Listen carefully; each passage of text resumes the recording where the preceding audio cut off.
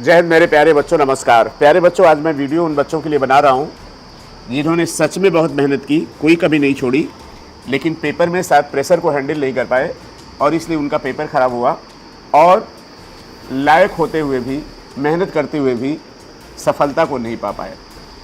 तो मेरे प्यारे बच्चों, अब डिसाइड आपको करना है, फोड़ दो या छोड़ दो। अभी आप 2-3 महीने दुखी होंगे, परेशान होंगे, उसके बाद फिर स्टार्ट करेंगे, तब तक टाइम बीत जाएगा। ऐसे सारे बच्चे जिनके 1, 2, 3 अटेम्प्ट हो चुके हैं, बहुत करीब पहुंच के भी कॉलेज नहीं जा पाए, उनके लिए बच्चों एक ही रास्ता है कि आपने सब कुछ पढ़ा है, आपने A to Z पढ़ा है, सब पढ़ा है, आप प्रेशर को हैंडल नहीं कर पाए। तो अब करना आपको ये चाहिए कि अभी थोड़े दिन पहले ही आपने पूरा पढ़ के नीट का पेपर दिया था। तो मेरा सजेशन ये है कि जो भी मेरा 43 साल का 40 साल का अनुभव है, हम आपको यही सजेस्ट करेंगे कि आप बिना सोचे समझे, बिना किसी को बताए फुल सिलेबस टेस्ट शुरू कर दीजिए। आप जहां तक पहुंचे थे, आपने नींव जहां तक बनाई थी, उसी के ऊपर बच्चों बिल्डिंग शुरू करिए। और ये मेरी सोच है कि जिन बच्चों के नंबर 400, 450 आ चुके हैं, उनको फुल सिलेबस टेस्ट देना चाहिए।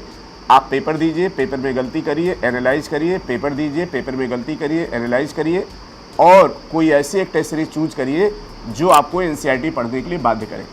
एक बात बच्चों और बताएंगे, हमने पिछले वीडियो में बताया था कि अपने टेबल पे लिख के रख लीजिए, अपने दीवार पे चिपका लीजिए कि हम जैसा सोच के जा रहे हैं वैसा पेपर नहीं आएगा, हम जैसा सोच के जा रहे हैं वैसा पेपर नहीं आएगा। अगर वैसा पेपर आ गया तो बहुत अच्छी बात है, अगर वैसा पेपर नहीं आया तो आप पहले से मेंटली प्रिपेयर हैं।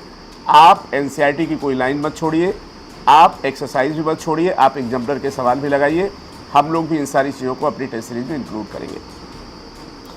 प्यारे बच्चों, अब ये जो नीट है ना, ये नीट नहीं है। अब आप इसको मान लीजिए 30 ओवर का मैच है, 180 गेंद खेलनी है, और जैसा पेपर आ रहा है, जैसी मेरिट जा रही है, आपको 135 से 140 गेंद अच्छी से खेलनी है, जिसमें बच्चों अक्टूबर नवंबर तक आप ये प्लान कर लीजिए अच्छे से कि पूरी इनऑर्गेनिक, पूरी ऑर्गेनिक, कुछ भी मत छोड़िए, कोई लाइन मत छोड़िए, पूरी इनऑर्गेनिक, पूरी ऑर्गेनिक और पूरी बायो, इतना तैयार करिए पहले नवंबर तक। और उसके बाद फिजिक्स, और फिजिक्स में ख़ास तौर से जो टॉपिक आपको टफ लगते हैं उन पे ऊपर ध्यान मत दीजिए। देखिए, एक गलती और होगी इस बार कि फिजिक्स का पेपर टफ था, फिर करेंगे physics physics physics, mechanics mechanics mechanics, नहीं।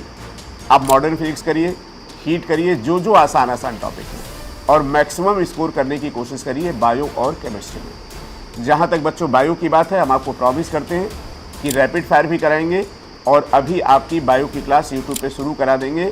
अगर आपने खूब पढ़ा तो आपको ज़रूरत नहीं है, जो नए बच्चे हैं उसका फ़ायदा उठा सकते हैं। तो नवंबर तक का आपका प्लान होना चाहिए, पूरी ऑर्गेनिक, पूरी इनऑर्गेनिक, पूरी बायो। और अब ताने सुनने को मिलेंगे आपको। इस बार भी बहुत सारे बच्चे थे जिन्होंने ताने सुने, उन्होंने कई जगह एडमिशन ले लिया था घर वालों को बता के, लेकिन एडमिशन नहीं लिया था। एडमिशन नहीं लिया था, वो तैयारी कर रहे थे। तो चाहे तो आप पार्शियल ड्रॉप ले लो, और चाहे तो कंप्लीट ड्रॉप ले लो। जिनका 1 या 2 अटेम्प्ट हुआ है उनको तो कंप्लीट ड्रॉप लेके तैयारी करनी चाहिए, और जिन बच्चों के अटेम्प्ट हो चुके हैं वो अगर उनको MBBS ही करना है तो उनको पार्शियल ड्रॉप लेना चाहिए। तो नवंबर तक कंप्लीट करिए ऑर्गेनिक, पूरी इनऑर्गेनिक, पूरी बायो, और फिजिक्स में और फिजिकल केमिस्ट्री में थियरी वाले सवाल, जहाँ पे आपको न्यूमेरिकल टेस्ट नहीं करना है, जहाँ पर आपको याद करना है।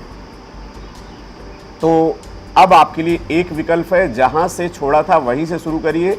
आपने फुल सिलेबस टेस्ट दिया था अभी थोड़े दिन पहले, आपके लिए सबसे ज़्यादा यूजफुल होगा फुल सिलेबस टेस्ट। अगर हो सके तो कोई पार्ट टेस्ट भी आप दे सकते हैं। बस बच्चों, यही बताना था कि बिल्कुल समय का वेट मत करिए, कुछ मत वेट करिए। अगर 2-3 महीने और निकल जाएगा तो फिर गाड़ी हाथ से छूट जाएगी। अभी आप कहोगे हम नीट नहीं देंगे, हम फॉर्म नहीं भरेंगे, बहुत कुछ होगा, दूसरी लाइन चूज करेंगे, लेकिन अल्टीमेटली हम देखते हैं कि जैसे ही जनवरी फरवरी का महीना आता है या जैसे एप्लीकेशन फॉर्म आता है, फिर आप तैयारी करते हैं। तो बिल्कुल ठीक है, हमारा दिन खराब है, हम सुन लेंगे, लेकिन जवाब देंगे काम करके। और पिछले 40 सालों में बच्चों, मेरा यही अनुभव रहा है कि जिन बच्चों ने भी सोचा है उनको कॉलेज मिला है। पिछली बार भी बहुत सारे बच्चे थे जिनका 2-3 नंबर सिलेक्शन रुका था, अब वो कॉलेज में जा रहे हैं। क्या पता अगली बारी आपकी हो। थैंक यू बच्चों, जय हिंद, नमस्कार।